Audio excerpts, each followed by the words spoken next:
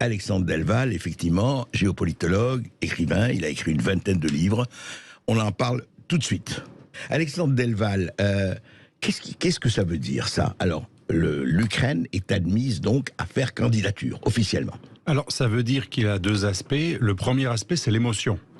Aujourd'hui, personne n'ose dire non à monsieur Zelensky, à part d'ailleurs, et je ne suis pas du tout un partisan de son mouvement, mais à part un certain Mélenchon qui disait, à juste titre, il y a un mois, il ne faut pas non plus que monsieur Zelensky nous dise ce que nous devons faire, avec qui nous devons négocier, avoir des relations économiques, etc. Et je pense qu'il avait eu raison. Mais aujourd'hui, l'émotion fait que Zelensky est en direct avec un parlement d'un pays européen, il dit faites ci, personne n'ose dire non, tout le monde se lève. En direct avec le Sénat américain, en direct avec le monde entier. Et tout le monde à chaque fois fait la standing ovation, etc. Alors ça n'a rien de mal d'un point de vue moral, un peu une morale, bien sûr, c'est un pays agressé, il faut le défendre, etc. Mais de qui est l'agresseur, qui est l'agressé. Mais de là à violer toutes les règles et les processus européens, ça c'est un autre sujet. J'en parlais avec un très haut fonctionnaire du Conseil européen. Il me disait, en effet, nous sommes en train d'être tentés de rompre avec notre normativité qui d'habitude est très rigide, et on est en train de s'acheminer vers une sorte de procédure accélérée. Je pense que ça ne se fera pas. Mais aujourd'hui, les hauts fonctionnaires européens et Van der Leyen voudraient faire une procédure accélérée pour que ce pays entre, même si en fait il ne respecte pas toutes les normes européennes.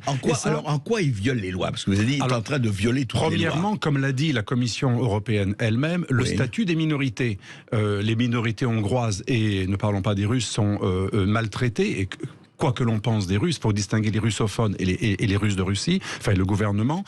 Bien entendu, l'état de droit en général, la corruption, Transparency International et la Commission européenne ont dit que c'était un des pays les plus corrompus. Et les Pandora Papers avec Zelensky. Absolument, un des pays les plus corrompus au monde, a commencé d'ailleurs effectivement par son président. Alors certes, il ne faut pas taper sur l'ambulance.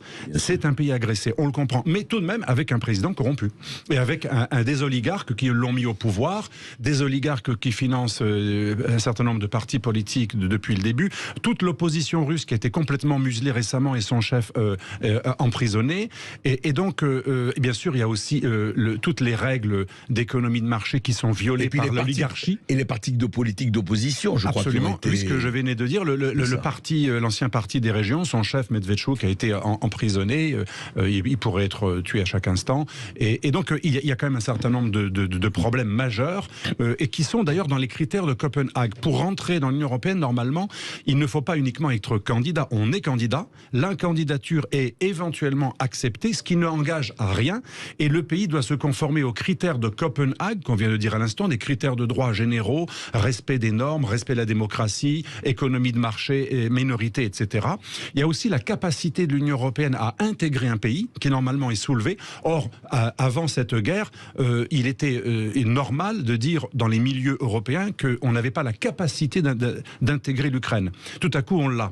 Parce que l'émotion fait qu'on n'ose même plus dire ce que l'on disait il y a à peu près 4 mois. Oui. Et après les critères de Copenhague, après de nombreuses années, on entame les négociations en vue de l'adhésion. Et ça prend combien de temps, normalement? La Turquie, ça fait depuis 99 qu'elle a été acceptée comme candidat, 2005 ouverture des négociations avec la Turquie, et nous sommes en 2022 et on en est au point mort depuis 2019 sur 35 chapitres de la coquille communautaire. On en a ouvert à peine 8 et on en a refermé un. Enfin, donc ça veut dire que ça peut durer... Ça peut durer très longtemps, ça peut même être suspendu, on peut même suspendre le processus d'ouverture des négociations qui font qu'on ouvre et on referme les 35 chapitres, c'est-à-dire les normes qu'on appelle 35 chapitres, toutes les normes depuis les années 50 européennes, eh bien on peut très bien suspendre, parce que si le pays n'est pas coopératif et qu'il ne se conforme pas aux droits et aux normes européennes, à un moment, eh bien on peut suspendre ce qui est pas au nez de la Turquie. Donc en fait, on est en train de nous dire bientôt l'Ukraine dans l'Union européenne. Oui, parce que ça se passe comme ça. Les vrais connaisseurs savent que ça ne se passe pas comme ça, sauf ce que disait ce haut fonctionnaire du Conseil européen, sauf si on commence à violer nos propres règles. Mais ce serait un effet boîte de Pandore Pandore incontrôlable, parce que la Géorgie est jalouse. Tant mieux pour l'Ukraine et la Moldavie, mais la Géorgie est très jalouse. Le Kosovo n'a pas encore émis sa candidature officielle, mais il le voudrait. Et il y a plein de pays qui ne sont pas admis comme candidats, qui vont dire, mais nous, est-ce qu'on est vraiment pire? Et pourquoi pas nous? Est-ce qu'on est pire que l'Ukraine, un des pays les plus corrompus au monde, où il y avait autant d'oligarques proportionnellement qu'en Russie? Est-ce qu'on est pire que l'Ukraine? Est-ce qu'on est plus en guerre que l'Ukraine? On ne peut pas faire mieux ou pire que l'Ukraine en ce moment. Normalement aussi, on n'intègre pas un pays lorsqu'il est en guerre. Chypre a été intégrée, toute l'île de Chypre, alors qu'on avait justement fait tout un processus pour essayer vous savez, ce fameux référendum, pour essayer de faire en sorte que les Grecs et les Turcs de Chypre s'entendent. Oui. Le référendum avait été rejeté, mais on avait intégré les Chypres parce qu'ils n'étaient pas en état de guerre. Il y avait un statut quo. Et là, en revanche, évidemment, il y a la guerre. Alors, Alexandre Delval, dans votre plus récent livre, que vous avez reçu pour ça, et je le recommande aux éditeurs de Sud Radio, La mondialisation dangereuse, vous dites que plus on va vers l'Est, plus on va vers la guerre. Ah ben bien sûr. Ça veut dire quoi? Ça veut dire que ça, c'est un pas, oui, un pays en guerre, c'est-à-dire expliquer. Eh bien, déjà, la grande dérive mondialiste, universaliste, extensionniste de l'Union européenne, c'est 1999. C'est également le sommet de l'OTAN, 1999, et le déclenchement de la guerre au Kosovo, où là, l'OTAN et l'Union européenne sont parties prenantes d'une guerre qui viole le droit international, qui est refusée. Cette guerre est totalement refusée. Ils sont partis en guerre, l'OTAN a bombardé sans l'aval de l'ONU. On a bombardé sans l'aval de l'ONU. Les plus grandes armées du monde ont bombardé un pays, la Serbie et une fédération, l'ex-Yougoslavie. La véritable raison, c'est parce que ça permettait aux Russes d'avoir un accès aux mers chaudes. Et l'OTAN, d'ailleurs, a fait une base. Les Américains ont fait une base de Blonde Steel juste après, 2 jours après la fin des hostilités. On commençait déjà la construction de cette base. Donc on voit bien que l'Union européenne et l'OTAN sont dans une dérive extensionniste, atlantiste et même néo-impérialiste qui est en partie, ça n'enlève pas les responsabilités des Russes, mais en partie est à l'origine de la réaction russe. Si vous voulez, c'est un choc entre 2 empires. Un empire cognitif de valeurs qui se dit bien pensant, et donc forcément son extension est forcément bonne, l'Occident. Mais du point de vue de l'autre, comme dit Max Weber, en sociologie compréhensive, il ne faut pas uniquement dans la morale, il faut être dans le non-jugement, voir comment l'autre le perçoit. Pour les Chinois, pour les Russes, pour les Kazakhs, quand l'Occident progresse, même au nom de belles idées vers l'Est, c'est empiéter sur leur jardin. C'est comme si dans votre jardin, quelqu'un arrive et s'installe. Si vous êtes un peu irascible, vous n'allez pas le prendre de manière très gentille. Et ça peut même terminer en violence. Ça ne justifie pas la violence qui en suit, mais ça peut la provoquer.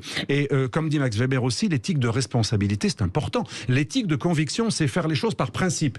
C'est ça l'Europe en ce moment. L'éthique de responsabilité, c'est quelles sont les conséquences de mes actes, et notamment de mon extension. Or, l'ouverture, la porte ouverte de l'OTAN depuis 1999 à plein de pays, et bientôt la Finlande, etc. Et la porte ouverte de l'Union européenne à tout le monde, c'est forcément vers la guerre, puisque nous allons vers des pays qui ne sont pas comme nous, qui ne sont pas pacifiés, ils ne sont pas bisounourcistes, ils ne sont pas buonistes, comme on dit en Italie, ils sont très nationalistes, que ce soit les Hongrois, les Romains. Moi, je suis allé dans tous ces pays, il n'y a pas que la Russie, ils sont tous ultra-nationalistes, ils ont plein de rancunes, et le communisme les a congelés dans une mentalité, j'allais dire, pré-libérale.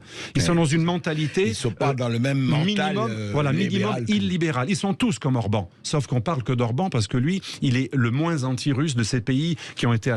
D'ailleurs, la plupart ont été acquis, ont été intégrés dans l'Union européenne en 2004, à l'époque où la Grande-Bretagne présidait l'Union européenne, parce que la Bretagne avait un intérêt à diluer l'Europe. C'est paradoxal, la Grande-Bretagne est partie, mais les autres sont là. La Grande-Bretagne est intelligente. Avant de partir, elle a foutu le boxon dans l'Union européenne en procédant au plus grand élargissement lorsqu'elle avait l'agenda en 2004. C'est très british. Voilà, cette extension vers l'Est et cet élargissement se fait au détriment de l'approfondissement. C'est le fameux débat. Les vrais constructeurs de l'Europe, comme Giscard, voulaient freiner l'élargissement au profit de l'approfondissement. Il est certain que quand on aura l'Albanie, le Kosovo, la Macédoine et tous ces pays de l'Est ultra conflictuels, ne parlons pas de l'ex-Yougoslavie, Bosnie-Herzégovine avec les Croates, les Serbes qui ne peuvent pas s'entendre avec les musulmans.